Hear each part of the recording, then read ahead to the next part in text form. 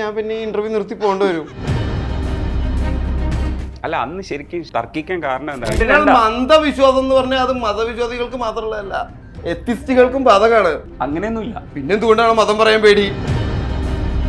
ഭയങ്കര ദേഷ്യം എന്ന് പറഞ്ഞാൽ ഇനി ഞാൻ ഈ ലോകത്ത് ഞാൻ ആ വ്യക്തിയെ കാണില്ല എന്ന് വരെ തീരുമാനിച്ചു പോയി. അതുകൊണ്ട് ഞാനും ഇനി ഒരു പരിപാടി മതം പറഞ്ഞിട്ട് പോയിരുന്നേറ്റാ മതി. നിങ്ങൾ ഏത് മതത്തിലാണ് ജനിച്ചതെന്ന് പറഞ്ഞിട്ട് ഏത് മതത്തിലാണ് ജനിച്ചത്?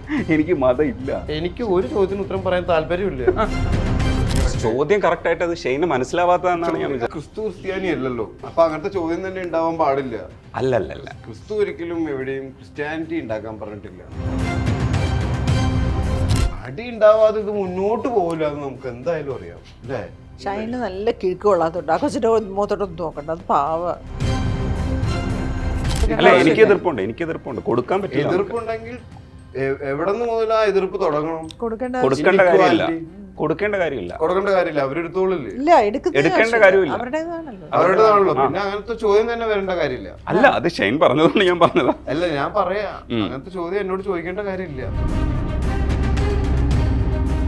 ലിറ്റിൽ ഹെഡ്സിന്റെ വിജയവിശേഷവുമായി പാർവതി ചേച്ചിയും ഷൈൻ ടോം ചാക്കയാണ് നമുക്ക്. ഹായ് ഷൈൻ, നമ്മളൊരു ക്രിസ്മസിന് കണ്ടതാ, പിന്നെ മറന്നിട്ടില്ല. പ്രേക്ഷകർ അന്ന് നിങ്ങൾ രണ്ടും കൂടെ അടികൂടിയല്ലേ? തീരുമാനമായി എപ്പോഴും മതം ഏതാണ്? രജനീഷിന്റെ മതം അറിഞ്ഞിട്ടേ ഞാൻ ഇന്റർവ്യൂ പറയുള്ളൂ. ഷൈന ക്യാമറ ഓഫ് ചെയ്ത് കഴിഞ്ഞ് പ്രോബ്ലംസ് ഒന്നും ഉണ്ടായില്ല. ഞങ്ങൾ കേക്ക് മുറിച്ച് ഭയങ്കര രസമായിട്ടല്ലേ പിരിഞ്ഞത്. ആണല്ലേ? ഇതൊക്കെ നമ്പറാ, ഞങ്ങൾ വെറുതെ വിട്ടികള്. ആശയപരമായി ചേർന്നില്ല. വ്യക്തിപരമായിട്ടുള്ള പ്രോബ്ലംസ് ഇല്ലല്ലോ. അല്ല അന്ന് ശരിക്കും തർക്കിക്കാൻ കാരണം എന്താണ്? ഞാൻ പ്രൊവോക്ക് ചെയ്തിട്ടില്ല. പക്ഷെ എന്റെ അടുത്ത് ചോദ്യം ചോദിക്കുന്നു, ഞാൻ തിരിച്ചു ചോദിക്കുമ്പോൾ ഉത്തരം പറയുന്നു. അത് സഹായിക്കാൻ വേണ്ടി ചോദിച്ചതാ. അതായത് ഇപ്പോൾ ഷെയ്ൻ സാധാരണഗതിയിൽ പറയുന്നത് ക്രിസ്തുവിനെയും ഈ സഭയെ രണ്ടായിട്ട് കാണുന്നൊരു രീതിയാണുള്ളത്. അതങ്ങനെയാണ്, കാരണം ക്രിസ്തുവിന് ശേഷമാണ് സഭ ഉണ്ടായിട്ടുള്ളത്. അപ്പൊ അതുകൊണ്ടാണ് ഞാൻ ചോദിച്ചത്, ഷൈൻ ഈ സത്യക്രിസ്ത്യാനിയാണോ എന്നുള്ള രീതിയിൽ ഷൈനോട് ചോദിക്കുന്നു. അപ്പൊ ഷൈൻ സത്യക്രിസ്ത്യാനി എന്ന് പറഞ്ഞാൽ ഇതെല്ലാം ഫോളോ ചെയ്യുന്ന ആളാണ് സത്യക്രിസ്ത്യാനി. അപ്പൊ ഫോളോ ചെയ്യുന്ന ആളല്ല ഷൈൻ. അപ്പൊ ഷൈനെ സഹായിക്കാൻ വേണ്ടിയിട്ട് ഞാൻ ഒരു ചോദ്യം ചോദിക്കുന്നു. അപ്പൊ സത്യക്രിസ്ത്യാനിയാണോ എന്ന് ചോദിക്കുമ്പോൾ ഷൈൻ ഉത്തരം പറയാമല്ലോ. അങ്ങനെയല്ല, പക്ഷെ ക്രിസ്തുവിനെ എനിക്ക് ഇഷ്ടമാണെന്ന് വേണമെങ്കിൽ പറയായിരുന്നു. ക്രിസ്തുവിനെ ഇഷ്ടമാണോ അതായിരുന്നില്ല ചോദ്യം. ചോദ്യം കറക്റ്റ് ആയിട്ട് അത് ഷെയ്ന് മനസ്സിലാവാത്തതാണ്. സത്യക്രിസ്ത്യാനിയാണോ എന്ന് ചോദിച്ചത്. സത്യക്രിസ്ത്യാനിയാണെന്ന് ചോദിച്ചാൽ പള്ളിയിൽ പോയിട്ട് ഈ ക്രിസ്ത്യാനി എന്ന് പറഞ്ഞാൽ ക്രിസ്തു ക്രിസ്ത്യാനി അല്ലല്ലോ. അപ്പൊ അങ്ങനത്തെ ചോദ്യം തന്നെ ഉണ്ടാവാൻ പാടില്ല. അല്ലല്ല, ക്രിസ്തുവിനെ ഇഷ്ടപ്പെടുന്ന ഒരാളുടെ അടുത്ത് ആ ക്രിസ്തുവിനെ ഇഷ്ടപ്പെടുന്നത് ഒരു വ്യക്തി എന്നുള്ള ഇഷ്ടമാണ് അല്ലേ? ക്രിസ്തു ഒരിക്കലും എവിടെയും ക്രിസ്ത്യാനിറ്റി ഉണ്ടാക്കാൻ പറഞ്ഞിട്ടില്ല. ക്രിസ്തു പിതാവിനെ നേരിട്ട് വിളിക്കാനാ പറഞ്ഞേ. സ്വർഗസ്ഥനായ ഞങ്ങളുടെ പിതാവേ, അങ്ങയുടെ നാമം പൂജിതമാകണമേ എന്നുള്ള പ്രാർത്ഥന ക്രിസ്തു പഠിപ്പിച്ചു എന്നല്ല പറയണത്. നിന്റെ ദൈവമായ കർത്താവിനെ പിതാവേ എന്ന് വിളിക്കാനാ പറഞ്ഞിട്ടുള്ളത്. അതിന്റെ ഇടയിൽ ആരും വേണ്ട, മൂന്നാമതൊരു വ്യക്തി. അങ്ങനെ പറയുന്ന ഒരാള് എന്തായാലും ഒരു റിലീജിയൻ ഉണ്ടാക്കാൻ പറയില്ലല്ലോ. ഇല്ല, ക്രിസ്തുവിന് ശേഷമാണല്ലോ ഈ റിലീജിയൻ ഉണ്ടായിട്ടുള്ളത്. അപ്പൊ അവിടെ എന്തായിരുന്നു നിലനിന്നത്, അത് തന്നെയല്ലേ ആ റിലീജിയനായിട്ട് മാറിയിട്ടുള്ളത്. അത് ക്രിസ്തു അല്ലല്ലോ, ആ സിസ്റ്റം അല്ലേ. ഏത് സിസ്റ്റമാണ് അപ്പൊ ക്രിസ്തുവിനെ കുരിശിൽ തറച്ചത്? ആ സിസ്റ്റം തന്നെയല്ലേ അതിനുശേഷം ഉണ്ടായിട്ടുണ്ടാവുക. അങ്ങനെ വന്നു കഴിഞ്ഞാൽ എന്താ കൂട്ടി വായിക്കേണ്ടതെന്ന് മനസ്സിലായില്ലേ? പക്ഷെ ഇതേ സംബന്ധിച്ച് ഷൈനെ അനുകൂലിക്കുന്ന ഒരു ചോദ്യമാണ് ഞാൻ ചോദിക്കുന്നത്. ആൻസർ പറയാൻ വേണ്ടിയുള്ള ഒരു ചോദ്യം തന്നു. പക്ഷെ ആ ചോദ്യം ഉണ്ടാവാൻ പാടില്ല. ഇപ്പൊ എന്റെ അടുത്തേക്ക് ക്രിസ്ത്യാനിയാണോ? അവിടെ സത്യമായിട്ടും ക്രിസ്ത്യാനി ഇല്ലല്ലോ. യേശു ക്രിസ്ത്യാനിയല്ല, യേശുവിന്റെ അച്ഛൻ ക്രിസ്ത്യാനിയല്ല, യേശുവിന്റെ അമ്മ ക്രിസ്ത്യാനിയല്ല, ശിഷ്യന്മാര് 12 പേരും ക്രിസ്ത്യാനികളല്ല. മനസ്സിലായോ? സത്യമായിട്ട് മനസ്സിലായി. ഇപ്പൊ തർക്കമൊന്നും ഇല്ലല്ലോ. നമ്മളെ ഒരു ആശയപരമായിട്ടുള്ള തർക്കം മാത്രമേ ഉള്ളൂ. ഞങ്ങൾ ഒരു വ്യക്തിപരമായിട്ടുള്ള തർക്കങ്ങളും അതിപ്പോഴില്ല. നോക്കി ആ മുഖത്ത് അല്ലേ? നല്ല കുട്ടിയാണ്. നമുക്ക് ലിറ്റിൽ ഹേർട്സിലേക്ക് തിരിച്ചു വന്നറിയാം. ഞാനൊരു പ്രശ്നക്കാരനാണോ? പ്രശ്നം പക്ഷെ ഉണ്ടായിക്കൊണ്ടേയിരിക്കുന്നു. ഇപ്പൊ ഷൈൻ നെർവസായി, കാരണം തനിയോട് എഴുന്നേറ്റ് നിന്നത് കാരണം നെർവസായി. ഭയങ്കര അഫെക്ഷനേറ്റ് ആയിട്ട് ഭയങ്കര ലവിങ് ആയിട്ടുള്ള ഒരാളാണ്. അത് എനിക്ക് ബോധ്യം. ചില സമയത്ത് ചുമ്മാതെ വഴക്കിടും, വെറുതെ ബഹളം ഉണ്ടാക്കും. ചില സമയത്ത് അത് ബേസിക്കലി ആക്ടർ ആയതിന്റെ ഭയങ്കര ആർട്ടിസ്റ്റ് ആയതുകൊണ്ട് ഞങ്ങൾക്ക് ഏത് എവിടെ വെച്ചിട്ടും ആളുകളെ സ്നേഹത്തോടെ സ്നേഹം പ്രകടിപ്പിക്കുകയും ചെയ്യാം, അതേപോലെ തന്നെ ദേഷ്യം പ്രകടിപ്പിക്കാം. അതെന്താ നമുക്ക് ഫ്ലെക്സിബിൾ ആയി. ഫ്ലെക്സിബിൾ അല്ല ഇത് അത് ഭയങ്കര ചേച്ചി flexible ആ. പറഞ്ഞതുപോലെ ആർട്ടിസ്റ്റ് എന്ന് പറയുന്നത് ആർട്ടിസ്റ്റ് അല്ല, നമുക്കത് ആരുടെ മുന്നിലും ഭയങ്കര ഫ്ലെക്സിബിൾ ആ. ഇപ്പൊ ദേഷ്യപ്പെടാനാണെങ്കിലും സന്തോഷം ഭയങ്കര പങ്കിടാനാണെങ്കിലും. അല്ല ട്രാൻസ്പെറന്റ് ആണ്. ചേച്ചി പറയുന്നത് ഭയങ്കര ഫ്രീ ആയിട്ട് വിട്ടിരിക്കുന്നതുകൊണ്ട് അങ്ങനെ ആയിപ്പോകുന്നതാണോ എന്നാണ്. അങ്ങനെ ആയി പോകുന്നു. നമുക്ക് എന്ത് ഇമോഷനും ആരുടെ മുന്നിലും എങ്ങനെയും പ്രകടിപ്പിക്കാം. ട്രാൻസ്പെറന്റ് അതിപ്പോ ആയതുകൊണ്ട് ട്രാഫിക് സിഗ്നലിന്റെ ഭയമില്ലായ്മയൊക്കെയാണ്. മുന്നിലാണെങ്കിലും റൂമിന്റെ ഉള്ളിലാണെങ്കിലും ഏത് ഇമോഷനും നമുക്ക് ഈസി ആയിട്ട് വരും. അപ്പൊ ദേഷ്യം അങ്ങനെ വരും, സ്നേഹം അങ്ങനെ വരും. പക്ഷെ നല്ല ഒച്ചത്തിൽ ഒച്ചയെടുത്ത് കഴിഞ്ഞാൽ നമുക്ക് ഭയങ്കര സ്കേർഡായി പോകില്ല മറ്റേ ആള്. മറ്റാൾ സ്കേർഡായി പോകും, അത് നമ്മൾ അറിയുന്നില്ല. നമ്മൾ അങ്ങനെ തന്നെ സ്നേഹവും പ്രകടിപ്പിക്കണത്. ഒന്നാമത്തെ കാര്യം നമ്മുടെ ഇമേജിനെ കുറിച്ച് കോൺഷ്യസ് അല്ല, ഭയങ്കര നിർഭയം ഉണ്ടാവും. അപ്പോൾ അവർ നമ്മളെ വാല്യൂ ചെയ്യോ അത്ര എന്ന് വെച്ചാൽ ആക്ടേഴ്സിനെ, ഞാൻ നല്ല ആക്ടേഴ്സിനെ ശ്രദ്ധിച്ചിട്ടുള്ളവരുടെ ഒരു ബിഹേവിയർ ട്രെയിറ്റ് ചെയ്യാൻ പറയുവാണ്. അപ്പോൾ ലളിത ചേച്ചി, തിലകൻ ചേട്ടൻ, അവരൊന്നും തന്നെ അവരെ പെട്ടെന്ന് പ്രൊവോക്ക് ചെയ്യാൻ പറ്റും. കാരണം അവർ ആ സമയത്ത് അവർ പെട്ടെന്ന് ട്രിഗേർഡ് ആവും. കാരണം അവർ രണ്ട് കാര്യങ്ങൾ വെക്കുന്നില്ല. സാധാരണ ഇപ്പം എന്നെ പോലെയൊക്കെ ഉള്ള ആൾക്കാർക്ക് ഞാൻ പ്രകടിപ്പിച്ചത് തന്നെയാണോ അകത്തുനിന്ന് അറിയാനൊക്കില്ല. എനിക്ക് മാത്രമേ അറിയാൻ പറ്റൂ. ഞാൻ വീട്ടിൽ ചെന്ന് കരയുമ്പോഴേ അറിയാൻ പറ്റില്ല എനിക്ക് ദേഷ്യമാണോ വന്നത് എന്ന് വെച്ചാൽ കുറച്ച് കള്ളത്തിലുള്ളവരാണ് മനുഷ്യർ. നമ്മളെ അങ്ങനെയാണ് ട്രെയിൻ ചെയ്യുന്നത്. പക്ഷെ നല്ല ആക്ടേഴ്സ്, അത് ഇവരുടെയൊക്കെ ഗണത്തിലുള്ളവർ, അവരങ്ങനെ ഒളിച്ചു വെക്കുന്നില്ല. അവർക്ക് തോന്നുന്നത് അവരപ്പോൾ തന്നെ പ്രകടിപ്പിക്കുന്നു. ഉർവശി ചേച്ചി, ഷൈൻ, അല്ലെങ്കിൽ KPS ലളിത ചേച്ചിയുടെ സ്വഭാവം അങ്ങനെ, ചേച്ചി അങ്ങനെയായിരുന്നു. തിലകൻ ചേട്ടൻ, ഞാൻ ഒബ്സർവ് ചെയ്തിട്ടുള്ള ഒരു കാര്യം പറയാം, അതൊരു മാസ്റ്റേഴ്സാണ്. മമ്മൂക്കും പെട്ടെന്ന് മനസ്സിലുള്ള കാര്യം അപ്പം തന്നെ പറയും. അത് നല്ലതാണോ ചീത്തയാണോ അറിയില്ല ഒരു വ്യക്തിയെ സംബന്ധിച്ച്. അപ്പം തന്നെ പറയും. അവരെന്നെ എന്ത് വിചാരിക്കുന്നൊന്നുമില്ല. ആ സമയത്ത് തന്നെ നമ്മളോട് തർക്കിക്കുകയും ചെയ്യും. അതെന്താ അങ്ങനെ പറഞ്ഞ്, എന്തിനാ ഇങ്ങനെ ചോദിച്ചാൽ എനിക്ക് ഇടയ്ക്കിടയ്ക്ക് കിട്ടാറുണ്ട്. എന്താ വെച്ചാൽ ചിലപ്പോൾ നമ്മളെന്തെങ്കിലും വിട്ടു നോക്കരുത് പറയുമ്പോൾ കറക്റ്റായിട്ട് അറിഞ്ഞിട്ടാണോ പറയുന്നത്, ആരാ പറഞ്ഞത്, അങ്ങനെ ആര് പറഞ്ഞു, അറിയുന്ന കാര്യം പറയൂ എന്നൊക്കെ പറയാറുണ്ട്. നമ്മൾ ചിലപ്പോൾ ഇവരെയൊക്കെ കാണുമ്പോൾ ചിലപ്പോൾ നെർവസ് ആയിട്ട് വല്ലതൊക്കെ പറഞ്ഞിരിക്കും. അത് ചിലപ്പോൾ നമ്മൾ അപ്പോൾ നമ്മൾ എന്തെങ്കിലും.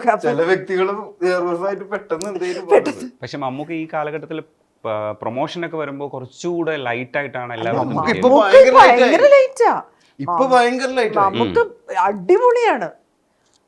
അതല്ല പറഞ്ഞത്, പണ്ടത്തേക്കാൾ ഭയങ്കര അതല്ല ഞാൻ പറഞ്ഞു. നമുക്ക് ഭയങ്കര നല്ലതാണ്, അതല്ല ഞാൻ പറഞ്ഞു. നമുക്ക് നമ്മളൊരു സംസാരിക്കുമ്പോൾ ഒരു കാര്യം കേട്ടാൽ അതിനെ ആ സമയത്ത് അവർക്ക് എന്ത് തോന്നുന്നു പറഞ്ഞ് വിട്ടുകളില്ല, അപ്പൊ തന്നെ റിയാക്ട് ചെയ്യും. അവരുടെ ഇമേജ് ആ സമയത്ത് ഇല്ലാതെ ഞാൻ പറഞ്ഞു. ആ ട്രാൻസ്പെറൻസി ഉള്ളിലുള്ളവരാണ് ആക്ടേഴ്സ് ഞാൻ പറഞ്ഞു. കാരണം നമ്മള് ഒരു ദിവസം തന്നെ പല ഇമോഷനും പെട്ടെന്ന് ചെയ്യുന്നത് കാരണം നമ്മൾ ഭയങ്കര ഈസിയായി. നമുക്കത് വേറൊരാൾ കാണുമ്പോ എന്തെങ്കിലും പ്രശ്നം ഉണ്ടാവുമോ എന്നുള്ള ചിന്തയില്ല. മറ്റൊരാൾ കാണാൻ വേണ്ടി കൂടിയാണ് നമ്മൾ പെർഫോം, അല്ലെങ്കിൽ ദേഷ്യപ്പെടുന്നതും സങ്കടപ്പെടുന്നതും സന്തോഷപ്പെടുന്നതും.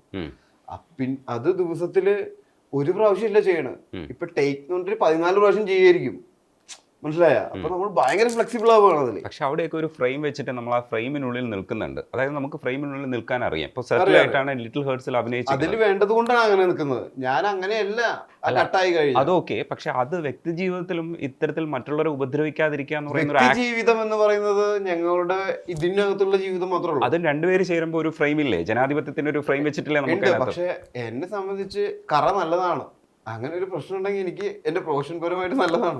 അതാണ് എന്റെ വ്യക്തി ജീവിതം. പക്ഷെ ആ വ്യക്തി പ്രശ്നം മറ്റേ വ്യക്തിയാണ് അനുഭവിക്കുന്നത്. അത് കാരണം അതെ അതെ, അതുകൊണ്ടാണ് ഞാൻ അവളുടെ അടുത്ത് ഇങ്ങനെ ഇടയ്ക്കിടയ്ക്ക് നോക്കി ചോദിക്കുന്നത്. അപ്പൊ പക്ഷേ ചോദിക്കേണ്ടി വരുന്നത് അത് ജനാധിപത്യത്തിൽ ഞാൻ അവർക്ക് തുല്യമായ സ്ഥാനം കൊടുക്കുന്നത് കൊണ്ട്. മറ്റേ ഫാമിലി, മോഡേൺ ഫാമിലിയാണ്, നോക്കി ചോദിക്കേണ്ട കാര്യമില്ല. അങ്ങനെ സ്വാതന്ത്ര്യം കൊടുക്കുന്ന മോഡേൺ ഫാമിലിയാണ്. മോഡേൺ അല്ല, ഏറ്റവും പുരാതന ഫാമിലി അങ്ങനത്തെ സ്വാതന്ത്ര്യം കൊടുക്കാറുള്ളൂ. മോഡേൺ ഫാമിലി ഒരു സ്വാതന്ത്ര്യം കൊടുക്കാറില്ല. ഇത് പൊളിറ്റിക്കലി കറക്റ്റ് അല്ല ഈ സ്റ്റേറ്റ്മെന്റ്. പൊളിറ്റിക്കലി കറക്റ്റ് ആയത് കൊണ്ടാണ് ഞാൻ ഇടയ്ക്കിടയ്ക്ക് അവളുടെ മോശയ്ക്ക് നോക്കുന്നത്. എനിക്ക് അല്ലെങ്കിൽ അവളെ നോക്കാതെ ഇവിടെ നിന്ന് ഖജാ കുജാന്ന് കണ്ടു പോകാം. അപ്പൊ ഇത് തുല്യമായി സ്വാതന്ത്ര്യം കൊടുക്കുന്നത് കൊണ്ടാണ്. കൊടുക്കണോ സ്വാതന്ത്ര്യം? കൊടുക്കുന്നത് കൊണ്ട്, ഞാൻ കൊടുക്കുന്നത് കൊണ്ടെന്ന് പറയുന്നു. അത് അവർക്ക് തന്നെ, അവരെന്നെ ചോദിക്കാറുണ്ട്, നിങ്ങളാണോ എനിക്ക് സ്റ്റേറ്റ്മെന്റ് തെറ്റാണ്. നിങ്ങൾ അങ്ങനെ ചെയ്യുമ്പോൾ കൊടുക്കുന്നത് എന്ന് പറഞ്ഞാൽ തെറ്റാണെന്ന് പറയും ചേച്ചി. അങ്ങനെ ഇപ്പൊ പറയാൻ വേണമെങ്കിൽ, കാരണം ആണുങ്ങൾ കൊടുത്ത പോലെയാണല്ലോ ആണുങ്ങളൊക്കെ പറയണത് അല്ലേ? അല്ല, എനിക്ക് എതിർപ്പുണ്ട്. കൊടുക്കാൻ പറ്റില്ല. എതിർപ്പുണ്ടെങ്കിൽ എവിടെ നിന്ന് മുതൽ ആ എതിർപ്പ് തുടങ്ങണം? കൊടുക്കേണ്ട കാര്യമില്ല. കൊടുക്കേണ്ട കാര്യമില്ല. കൊടുക്കേണ്ട കാര്യമില്ല, അവരെടുത്തോളില്ലേ. ഇല്ല, എടുക്കേണ്ട കാര്യമില്ല. അവരുടേതാണല്ലോ. അവരുടേതാണല്ലോ, പിന്നെ അങ്ങനത്തെ ചോദ്യം തന്നെ വരേണ്ട കാര്യമില്ല. അല്ല, അത് ഷൈൻ പറഞ്ഞതുകൊണ്ട് ഞാൻ പറഞ്ഞതാ. അല്ല, ഞാൻ പറയാ, അങ്ങനത്തെ ചോദ്യം എന്നോട് ചോദിക്കേണ്ട കാര്യമില്ല. അതൊരു സർക്കാസ്റ്റിക് ആയിട്ട് ചോദിച്ചതാ. സ്വാതന്ത്ര്യം കൊടുക്കേണ്ട സ്വാതന്ത്ര്യം കൊടുക്കുന്ന മോഡേൺ ഫാമിലിയാണോ? ഇവര് ഭയങ്കര പ്രണയത്തിലാ. നമുക്കത് കാണുമ്പോ ഉണ്ടല്ലോ രണ്ടുപേരെയും നമുക്ക് വലിയ സ്നേഹം. എനിക്ക് തനുവിനെ വലിയ ഇഷ്ടമാണ്, ഷൈനെ എനിക്ക് വലിയ ഇഷ്ടമാണ്. അപ്പൊ എന്ന് വെച്ചാല് ഷൈന് കുറച്ച് കുസൃതി ഉണ്ട്, കുറച്ച് കുസൃതി ഉണ്ട്. അത് നിങ്ങൾ തരേണ്ട കാര്യമില്ല. എനിക്ക് കുസൃതി കാണിക്കാൻ അവകാശമുണ്ട്. അല്ല, ഞാൻ നമ്മളുടെ ഒബ്സർവേഷൻ പറഞ്ഞാണ്. തനു നല്ല മറ്റേയാളെ ബാധിക്കരുതെന്നേ ഉള്ളൂ. അപ്പൊ അത് പിന്നെ എന്താ പറയാ, നല്ല സ്നേഹം കാണുമ്പോൾ നമുക്ക് വലിയ സന്തോഷം. ലിറ്റിൽ ഹാർട്സ് മുഴുവൻ ഒരു ഭയങ്കര പ്രണയത്തിലായിരുന്നു രണ്ടുപേരും. അപ്പൊ വഴക്കുണ്ടായ സീനിലാണ് രഞ്ജി പണിക്കരേട്ടനെ കെട്ടിപ്പിടിച്ച് കരയുന്ന സീക്വൻസ് ഷൈൻ തന്നെ പറഞ്ഞു ഷൂട്ട് ചെയ്ത്. യഥാർത്ഥത്തിൽ പറഞ്ഞു. അപ്പൊ അവളെ തെറ്റിരിക്കണ സമയത്താണ്, അതുകൊണ്ട് എനിക്ക് സങ്കടം വരും ഇടയ്ക്ക്. അപ്പൊ യഥാർത്ഥത്തിൽ കരഞ്ഞു. പക്ഷെ യഥാർത്ഥത്തിൽ ആണുങ്ങൾക്ക് കരയാനുള്ള അവകാശം ഇല്ലല്ലോ. അല്ല, അത് ശരിക്കും കരഞ്ഞതാണ്. ശരിക്കും കരച്ചിൽ വരും നമുക്ക്. അപ്പൊ അങ്ങനത്തെ ഒരു സിറ്റുവേഷൻ കൂടി ആവുമ്പോ അതിനെ ഉപയോഗിക്കും. അങ്ങനെ ഉപയോഗിച്ചു. ആക്ടീവ് അങ്ങനെയാണല്ലോ ചെയ്യണത്. ഇപ്പൊ ആക്ച്വലി എങ്ങനെ പോകുന്നു റിലേഷൻ? ഞങ്ങൾ വളരെ ബുദ്ധിമുട്ടിയിട്ടാണ് പോകുന്നതെങ്കിലും ഞങ്ങൾ അകന്നിരിക്കുന്ന സമയത്ത് ഭയങ്കര ബുദ്ധിമുട്ടാണ്. എന്ന് വെച്ചാൽ അകന്നിരിക്കുമ്പോ അടുക്കണമെന്ന് തോന്നും. അടുത്തു കഴിഞ്ഞാൽ ഞങ്ങൾ ഇതുവരെ തല്ലുകൂടിയിട്ടേ ഇല്ല, തല്ലുകൂടാതെ ഇരുന്നിട്ടേ ഇല്ല. അങ്ങനെയാണോ പറയണ്ടത്? ചേച്ചിക്ക് അറിയാലോ, ചേച്ചി പലപ്പോഴും ഇടയ്ക്ക് വീണിട്ടുണ്ട്. ചേച്ചിക്കും തല്ല് കിട്ടി. പക്ഷെ എന്താന്ന് വെച്ച് കഴിഞ്ഞാൽ തല്ല് കൂടുന്ന സമയത്തൊക്കെ ഞങ്ങൾക്ക് അങ്ങോട്ടും ഇങ്ങോട്ടും ഭയങ്കര ദേഷ്യമായിരിക്കും. ഭയങ്കര ദേഷ്യം എന്ന് പറഞ്ഞാൽ ഇനി ഞാൻ ഈ ലോകത്ത് ഞാൻ ആ വ്യക്തിയെ കാണില്ല എന്ന് വരെ തീരുമാനിച്ചു പോയി 2 ദിവസം കഴിഞ്ഞാൽ മനപ്രയാസം എന്ന് പറഞ്ഞാൽ ഇരിക്കാനും വയ്യ, നിൽക്കാനും വയ്യ. പിന്നെ എങ്ങനെയെങ്കിലും കണ്ടാൽ മതി എന്നായി, രമ്യതയിൽ ആയാൽ മതി എന്നായി. അതാണ് ഇതിന്റെ ഒരു പ്രശ്നം. എന്താ ചേച്ചി കൗൺസിലിംഗില് പ്രധാനപ്പെട്ട ആളാണ്. ചേച്ചി ഒരുപാട് പേരെ സഹായിക്കുന്ന ആളാണ്. തന്നെ ആദ്യമേ കൗൺസിൽ ചെയ്തു, എന്നിട്ട് നന്നായില്ല ചേച്ചി. ആ പാവം കരഞ്ഞുകൊണ്ടിരിക്കുന്ന ഷൈൻ എന്ന് പറയുന്ന കുട്ടിയെ താനങ്ങടെ എഴുന്നേറ്റ് പോണു. ഏത് എന്നെ ഞാൻ കാരണമാണോ തലവേദന? ലൈറ്റിന്റെ പ്രശ്നം. വിഷമം ഉണ്ടായ എന്തേലും പറഞ്ഞു? അപ്പൊ ഞങ്ങളുടെയൊക്കെ ബുദ്ധിമുട്ടൊന്നും ആലോചിച്ചു. എത്ര വലിയ ലൈറ്റ് ആണല്ലേ ആ കരഞ്ഞുകൊണ്ടിരിക്കുന്ന കൊച്ചിന്. എന്നിട്ട് എങ്ങനെയാ പരിഹരിക്കുക ഷൈനെ? പരിഹാരം നമ്മുടെ ഉള്ളിൽ തന്നെ. അവൾക്കാണെങ്കിലും എനിക്കാണെങ്കിലും 2 ദിവസം ആ ദേഷ്യമൊക്കെ ഉണ്ടാവും. പിന്നെ കാണാതെ ഇരിക്കുമ്പോ ആ ദേഷ്യമൊക്കെ കൊണ്ട് പോകും. പിന്നെ മനപ്രയാസ, പിന്നെ എങ്ങനെയെങ്കിലും കണ്ടാൽ മതി, മിണ്ടായി മതി, ഒത്തുകൂടിയാൽ മതി എന്നായി. മാക്സിമം എത്ര തല്ലുകൂടിയാണ്, എത്ര ദേഷ്യം വന്നാലും കുറച്ച് കഴിഞ്ഞാൽ വിഷമം കൊണ്ട് വരും. ആ വിഷമത്തിൽ തകർന്നു പോകും രണ്ടുപേരും. പിന്നെ അത് മാനേജ് ചെയ്യും. പിന്നെ വീണ്ടും അടി ഉണ്ടാവും, വീണ്ടും ഒന്നിക്കും. അടി ഉണ്ടാവാതെ ഇത് മുന്നോട്ട് പോകില്ല എന്ന് നമുക്ക് എന്തായാലും അറിയാം അല്ലേ? ഒരാഴ്ചയിൽ 3 അടി. നല്ല കിഴക്ക് കൊള്ളാത്തോണ്ട് ആ കൊച്ചിന്റെ മുഖത്തോട്ടൊന്നും നോക്കണ്ട, അത് പാവ. ഷൈന് ചില സമയത്ത് നല്ല 2 വഴക്ക് കിട്ടാത്ത. എന്റെ സ്വഭാവം ദൂഷ്യം കൊണ്ടായിരിക്കാം അതൊക്കെ. ദേഷ്യമാണോ പ്രശ്നം? എനിക്ക് ദേഷ്യം വരും പെട്ടെന്ന്. ഞാൻ ദേഷ്യം വന്നാൽ പെട്ടെന്ന് ഒച്ചത്തിൽ സംസാരിക്കും. അത് പക്ഷെ ഞാൻ എൻ്റെ മമ്മീനോട് ചോദിച്ചു, ഞാൻ ദേഷ്യം വരുമ്പോ ഒച്ചത്തിൽ സംസാരിക്കുന്നതാണല്ലേ പ്രശ്നം? അത് ഭയങ്കര പ്രശ്നം തന്നെയാണ്. ഒരാൾക്ക് ഇൻസൾട്ട് ആയിട്ട് തോന്നുന്നു. എല്ലാവർക്കും അത് ഉൾക്കൊള്ളണമെന്നില്ല. പക്ഷെ ഈ വ്യക്തി തന്നെ മറ്റൊരു വ്യക്തിയോട് പറയും, ഷൈൻചേട്ടന്റെ ശരിക്കുള്ള സ്വഭാവം എനിക്കറിയില്ല. പക്ഷെ എന്നാലും സ്വന്തമായിട്ട് കേൾക്കുമ്പോ ഒരു ബുദ്ധിമുട്ടുണ്ടാവും. ഒച്ചത്തിൽ സംസാരിക്കുന്നത് ഒരാൾക്ക് ഭയങ്കര ഇൻസൾട്ടിങ് ആണ്. ഞാനാണെങ്കിൽ ഒച്ചത്തിൽ പറഞ്ഞും പോകും. അന്ന് നമ്മൾ വഴക്കൂടുമ്പോ തന്നെ കേട്ടില്ലേ? അല്ല, അത് ശരിക്കുള്ള വഴക്കായിരുന്നാ? അല്ല, തർക്കം. തർക്കം. ഞാനിപ്പോ അവളായിട്ട് തർക്കിക്കുമ്പോൾ ആശയപരമായിട്ടുള്ള തർക്കമാണ്. പക്ഷെ അത് റിലേറ്റഡ് ആകുമ്പോ, ഞങ്ങള് റിലേഷനിലാവുമ്പോ അത് കുറച്ചും കൂടി കൂടും ആ തർക്കം. നമ്മളൊന്നും തർക്കിച്ച പോലെ ആയിരിക്കില്ല.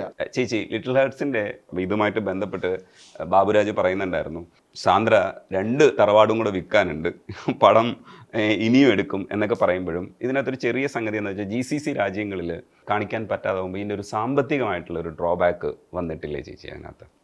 അതെങ്ങനെയാണ്? അല്ല, എനിക്ക് ഭയങ്കര സങ്കടം എന്ന് വെച്ചാൽ അങ്ങനെ ഒരു മനുഷ്യരുടെ കഥയാണല്ലോ പറയുന്നത്. ഇതിനകത്ത് നമ്മളുടെ മതങ്ങൾ വന്നിട്ട് ഭയങ്കര ഈ അതിർവരമ്പുകൾ ഉണ്ടാക്കുന്നത് ഒരു ഭയങ്കര പ്രശ്നം തന്നെയാണ്.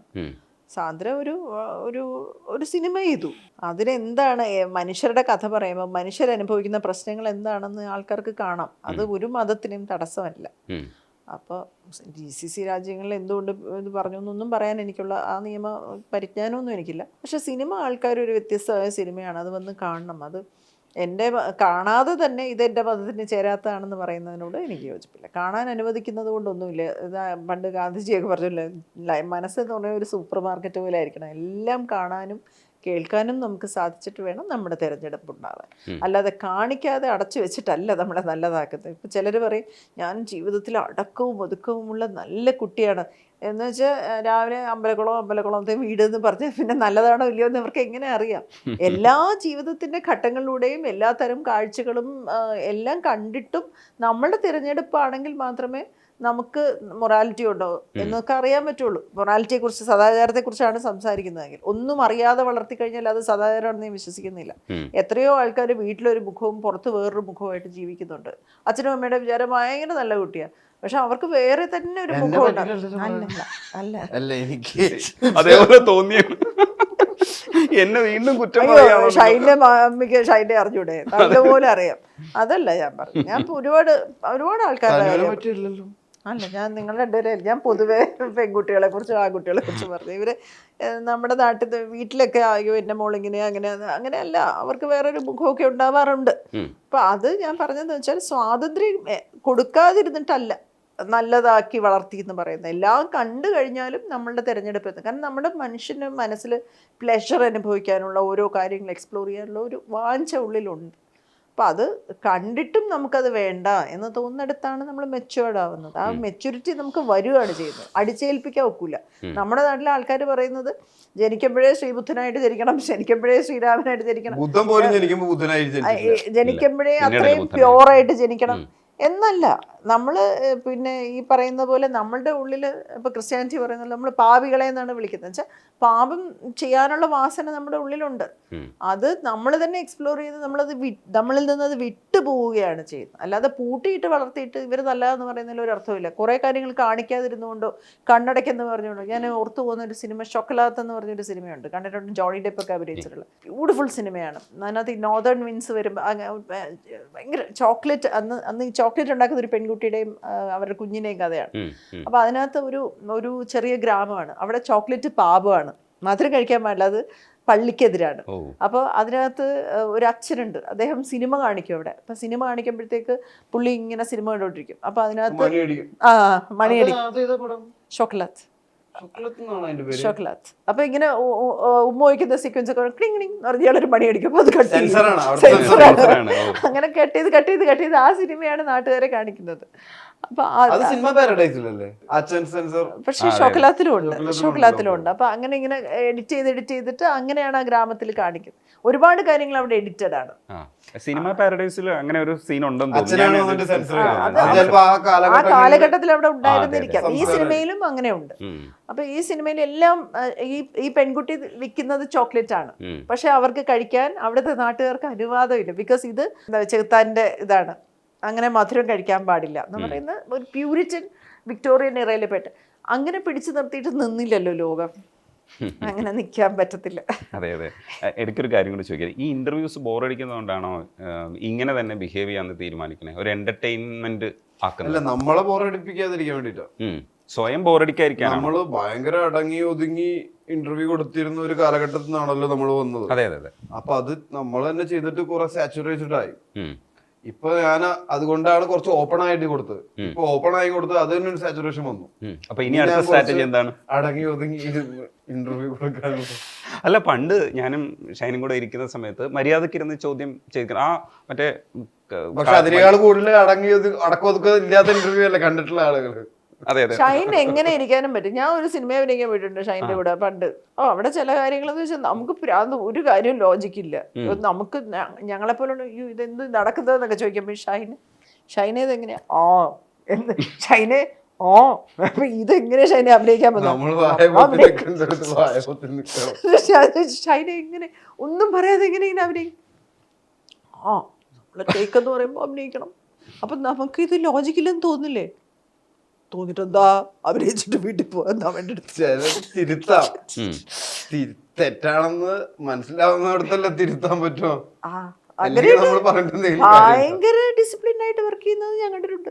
അപ്പൊ നമ്മളിങ്ങനെ അന്തം വിട്ട് ഇടയ്ക്കിടയ്ക്ക് ക്യാമറ ഓൺ ചെയ്തിട്ട് ചേച്ചിയോട് സീൻ പറയാ.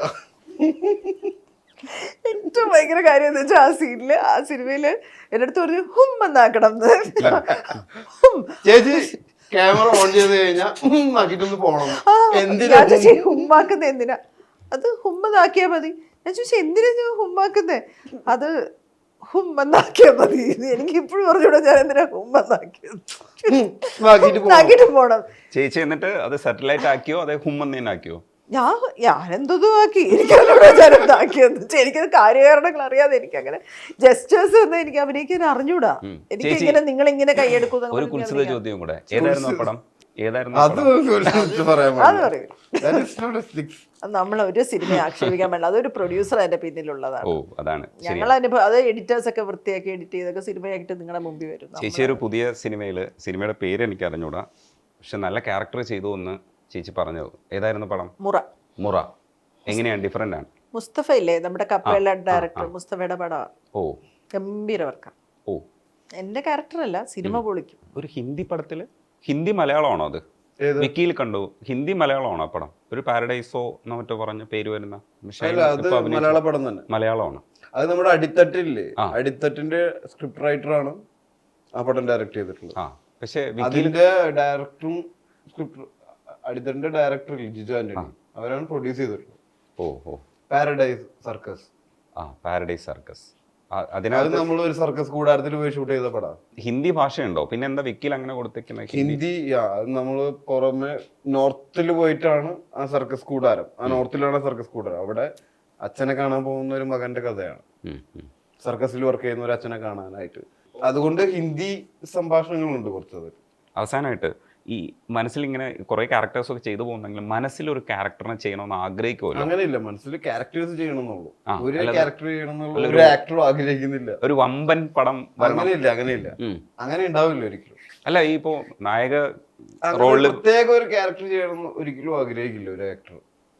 ഒരുപാട് ക്യാരക്ടർ ചെയ്യണം. പക്ഷെ അല്ല, ബിസിനസ് ആക്കുമ്പോ ഒരു ബിസിനസ് ആണല്ലോ ഇത്. അപ്പം മുമ്പിൽ നിന്ന് അയക്കണമെന്നുള്ളൊരു ആഗ്രഹമൊക്കെ ഇല്ലേ? അത് ഈ പറഞ്ഞ പടങ്ങളൊക്കെ അവരാണ് തെരഞ്ഞെടുക്കുന്നത്, ഞാൻ തെരഞ്ഞെടുക്കുന്നതല്ല. അപ്പൊ അങ്ങനെ അവര് തെരഞ്ഞെടുക്കുന്ന ക്യാരക്ടേഴ്സ് ചെയ്യാനാണ് എനിക്ക് കൂടുതൽ ഇഷ്ടം. അത് നായകനാക്കണമെങ്കിൽ നായകനാകട്ടെ.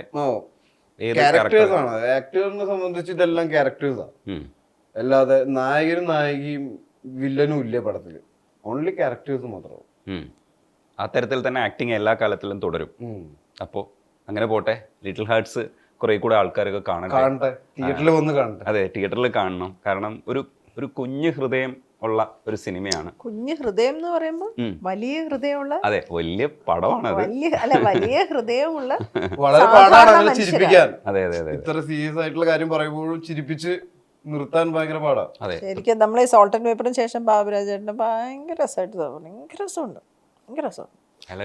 ക്ലൈമാക്സ് ഒക്കെ നമ്മൾ എത്ര ദിവസം രാത്രി ഉറക്കൊഴിച്ചിരുന്ന് ഷൂട്ട് ചെയ്യുമ്പോ അത് നമുക്ക് അത്രയും ബുദ്ധിമുട്ടുണ്ടാവുമെങ്കിലും കാണുമ്പോ എന്ത് രസമാണ്. അതെ, ഞങ്ങൾ ഫുള്ളായിട്ട് ഉറങ്ങിയിട്ടേ ഇല്ല. എത്ര ദിവസം നേരം വെളുത്തിട്ടാണ് ഞങ്ങൾ പോകുന്നത്. അല്ലാതാണെങ്കിൽ ഷെയ്ന് പനിയൊക്കെ ആയിരുന്നു ചെയ്യുമ്പോൾ, നല്ല പനിയൊക്കെ ഉണ്ടായിരുന്നു. അപ്പൊ ഇനിയിപ്പോ salt and paper, Joji, little hertz എന്നൊക്കെ പറഞ്ഞ് ബാബുരാജേട്ടന്റെ കഥാപാത്രങ്ങളെ നമുക്ക് ഏറ്റവും ചെറിയ ഹൃദയമുള്ള മനുഷ്യൻ. സൂപ്പറായിട്ടുണ്ട് അല്ലേ? ശരിക്കും ഏറ്റവും ചെറിയ ഹൃദയം. ലിപ്സ്റ്റിക് ഒക്കെ എടുത്ത് പോത്തൊക്കെ തേച്ചിട്ട് റീലൊക്കെ ചെയ്ത് നല്ല രസമായിട്ടുണ്ട് കേട്ടോ. പുള്ളി നന്നായിട്ട് ചെയ്തിട്ടുണ്ട്. നല്ല റിയാക്ഷൻസ് ഒക്കെ. പിന്നെ ഷെയ്നും അതെ, മഹിമയും അതെ, എല്ലാവരും അതെ. എനിക്ക് രമ്യ സുബി, എനിക്ക് ആ മോളെ ഭയങ്കര ഇഷ്ടപ്പെട്ടു. പ്രാർത്ഥന. പാർവതിയുടെ അനിയത്തിയാണ്. അയാൾ ആ സർബത്ത്, ഇവർ രണ്ടുപേരും കൂടെ സർബത്ത് കുടിക്കാൻ വേണ്ടി കടയിൽ കയറുമ്പോൾ അയാൾ ആണ് ഓർഡർ ചെയ്യുന്നത്. അപ്പൊ ആ ക്യാരക്ടറിന്റെ ബോൾഡ്നെസ്സും, കാരണം അച്ഛനാണ്, പക്ഷെ മീൻസ് അതേപോലെ വരേണ്ട ഒരാളാണ്. അപ്പൊ ക്യാരക്ടർ ലീഡ് ചെയ്തിട്ട് സർബത്ത് പറഞ്ഞിട്ട് ഇയാൾക്ക് വാങ്ങിച്ചു കൊടുത്തിട്ട് അപ്പൊ ഇയാൾ നിൽക്കുന്ന ഒരു ഉപ്പല്ലേ ഇതൊക്കെ പറഞ്ഞിട്ട് കൊടുക്കുന്നത്. നല്ല രസമുണ്ട്. എല്ലാരും നല്ല കാസ്റ്റിംഗ് ആയിരുന്നു.